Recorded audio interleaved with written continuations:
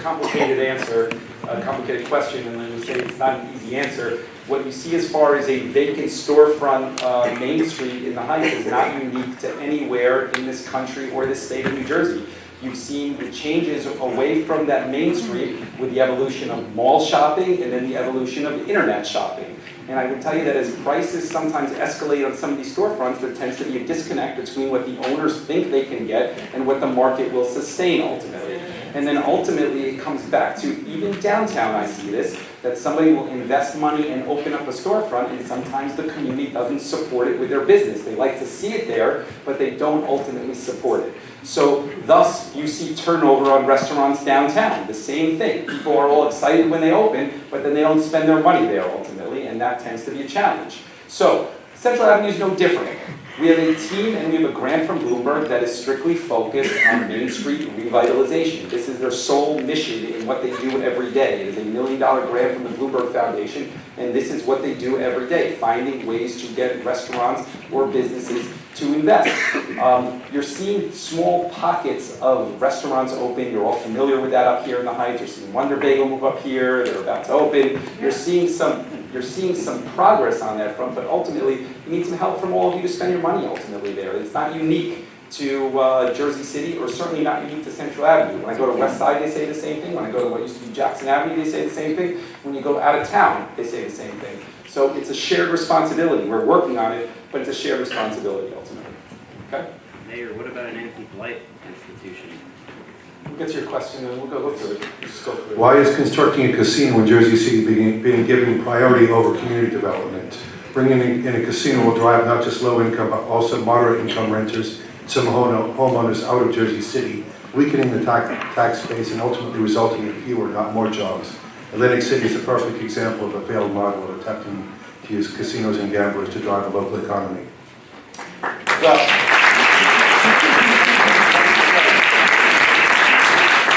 that's a leading question if I were sir. Right?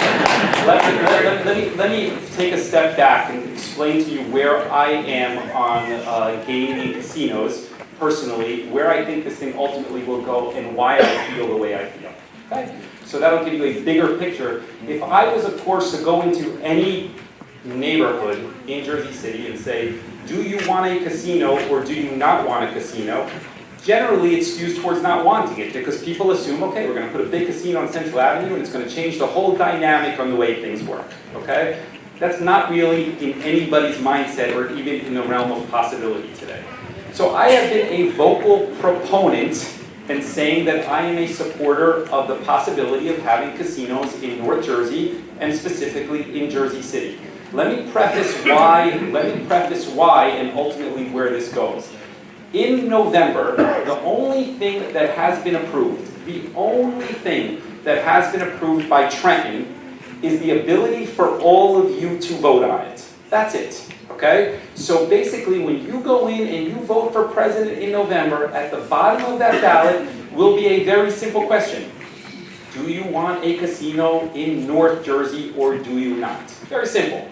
I have said repeatedly, despite my opinion, despite my view on this, and I'll tell you why my view is what my view is, but despite my view of it, if the people of Jersey City reject it, it's dead on arrival. I will never push that on you. I work for you ultimately, and if you reject it, it's fine. We're not moving forward on it. You will never see zoning change. You will never see anything built.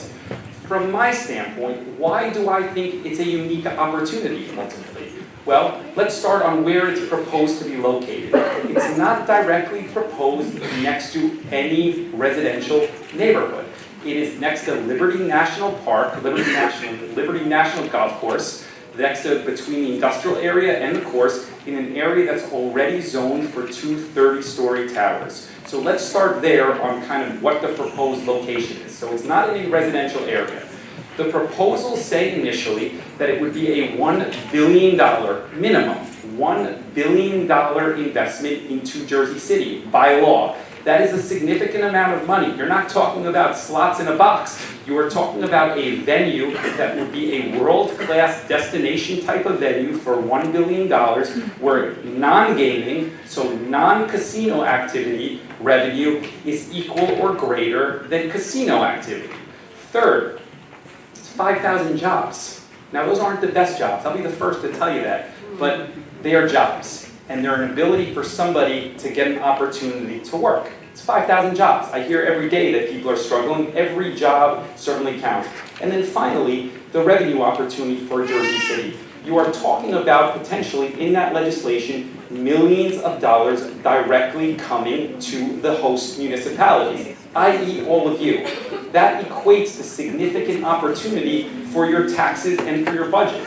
I want to share with you that there are only two ways. There are only two ways ultimately to balance a budget every single year. It's only two ways really, right? Because the same way that when you go to Stop and Shop or you go shopping, that your cost of living escalates every year. Everything that you buy costs a little more every year. It's the same exact thing for government. Nothing is different. There's only two ways to do that, right?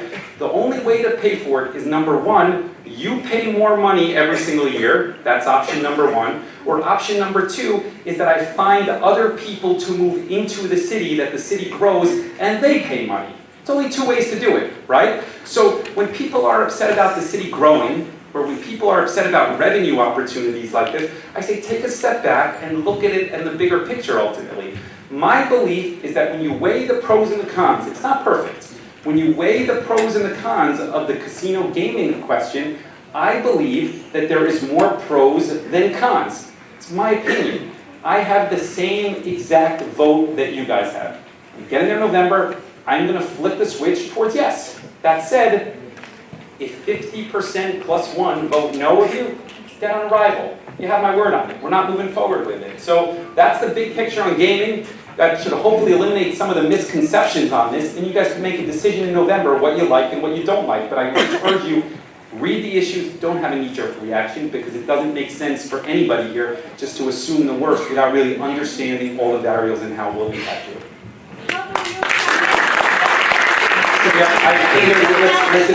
Listen, ma'am, can you just go through, ma'am,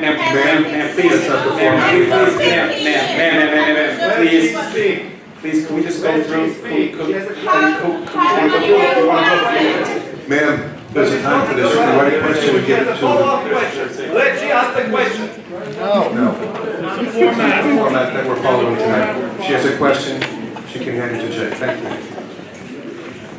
The next question is from Laura Scalaro on behalf of the Jersey City Parks Coalition. In 2008, the city adopted a parks master plan that included a schedule to renovate our city parks over a 10-year period. Unfortunately, the schedule did not include a funding mechanism to accomplish that schedule. As such, the plan is dramatically off schedule, and since being elected in 2013, we've committed to renovating our parks and have made strides on that front. And going forward, how do you propose that the 2008 plan be reevaluated and executed? What funding sources do you employ to accomplish this? So question is regarding Are you in a meeting? he did the same thing at the last meeting too. Same thing. He's upset about building it. So I am not the right to have a conversation with my the person. Okay. I did not interrupt. No, you interrupted. You interrupting this meeting, not me. You are not doing this. This is being paid. I'm not interrupting nobody. And stop approaching me. Okay, so thanks. Thank you. I have a few questions that I want to put. Okay, so this is big. I was not saying nothing. This man approached me from the institute. I was not saying nothing. I was Okay, so not to harass me.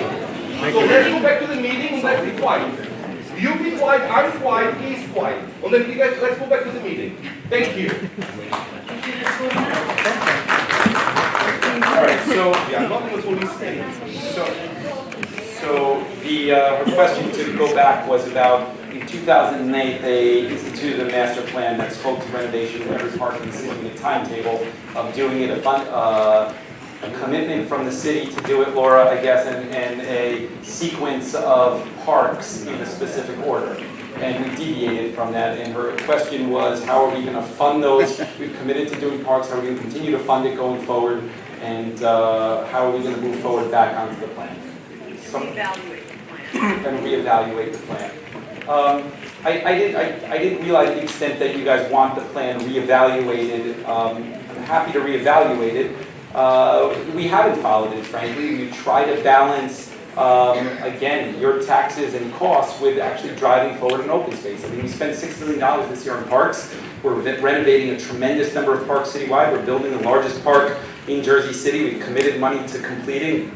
I think there's no shortage of commitment to open space, but a lot of the things that people want and that we can facilitate, sometimes there's a little bit of a disconnect because of cost. Ultimately, I try to drive at the fact to keep your taxes as stable as possible. That's really ultimately what I drive at, and sometimes that's not easy. And so we try to balance within our budget funding additional parks. If you want to revisit the time frame, I'll follow up with you. We could talk tomorrow. We could sit down and talk about that. I try to be pretty rigid on not putting additional surcharges or taxes on residents in order to even fund things that I am passionate about ultimately, because I really recognize the fact that people always have a hard time getting by, and we want to make sure that people can continue to stay in Jersey City. So I'll reach out to you tomorrow, and we're happy to revisit it, Laura.